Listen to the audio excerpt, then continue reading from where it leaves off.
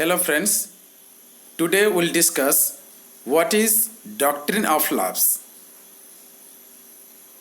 This doctrine of lapse is that doctrine in which whenever there is no legal heir, or you can say male person, that means when a king dies there is no legal successor or son, then that will be captured by British East India Company and mixed with British territory. That procedure, that process is known as actually doctrine of lapse literary.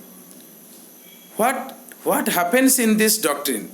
Actually, British government implemented this doctrine of lapse for the first time in 1848.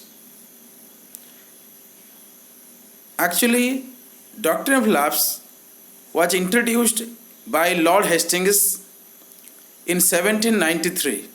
However, it came into full-fledged under Lord Dalhousie. So Lord Dalhousie implemented this doctrine of lapse to enhance British territory in India. And it was implemented for the first time by Dalhousie in 1848, under which Satara came into British Empire. And in the very next year, in 1849, Jodhpur and Sambalpur came under British territory. Awadh in 1856, Jodhpur was already mixed, Nagpur and Jhansi in 1854.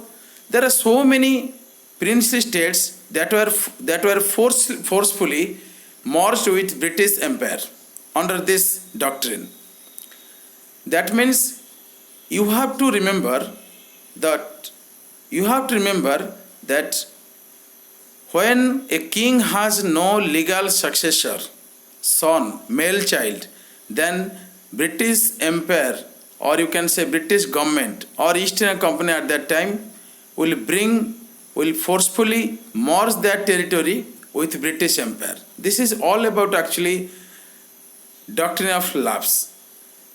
One important information, please remember, this doctrine of lapse was implemented in between 1848 and 1856. This is a thing you have to remember. Wish you happy learning. Thank you very much. Thank you.